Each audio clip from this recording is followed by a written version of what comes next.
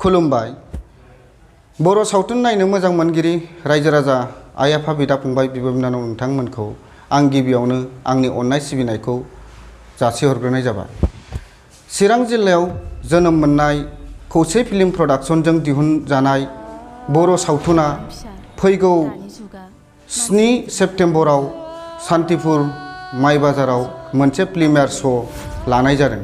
बे प्रिमियार श'आव नोंथांमोनखौ लैहोर लैहोर फैनानै बे चिरां डिस्ट्रिक्टआव जोनोम मोननाय अन्थाइ बिखा सावथुनखौ नोंथांमोनहा लैहोर लैहोर फैनानै नायफैयो। बिनि थाखायनो आं नोंथांमोनखौ गुरैयैनो खावलायहरनाय जाबाय। गोजोन्थों। आं नोंनो फंसे खोथा बुंनो सानदोंमोन। नों गाज्रि मोनाथ'? मा बाथ्रा बेलाय? बुंलाय दे। गाज्रि मोना आङो। अख्रां, आं नोंखौ मानोबा खाथियाव मोननो लुबैयो। मानोना आं नोंखौ मोजां मोनबाय।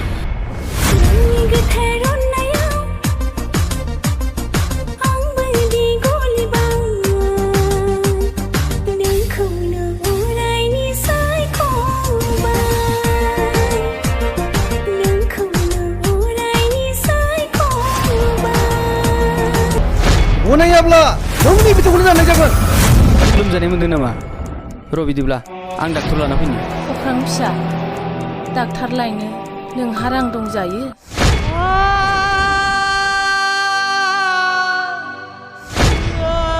थां फिसा, बै माहाजोनाव आं दानथाम मावनायनि रां मोननांगौ दं। बेखौनो लायनानै फैयो थां। हामगोन, नाथाय बिनि महरा सिगांनि बायदि जानाय नंला।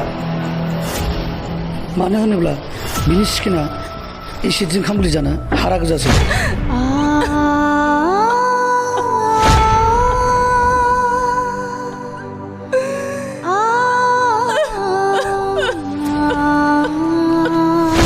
दा बेखौ अपारेसन खालामनांगौब्ला नोगोद 5 लाख नांगोन। जेब्लासिम नोंथांमोनहा बे रांखौ होफैया अब्लासिम जों बेखौ अपारेसन खालामनो हानाय नङा। नोंसोर आंखौ मा खालामनो नागिरदों?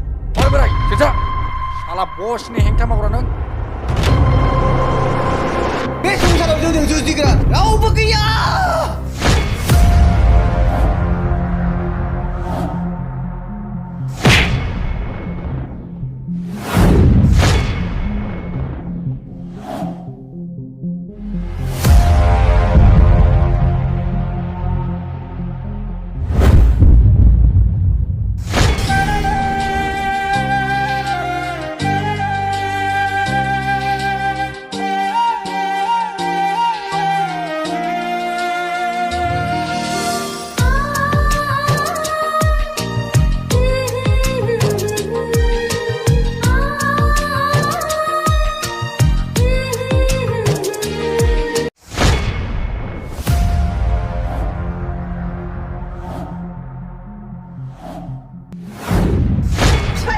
फिसानि फारसे मानो एसेबो साननो रोंदिया?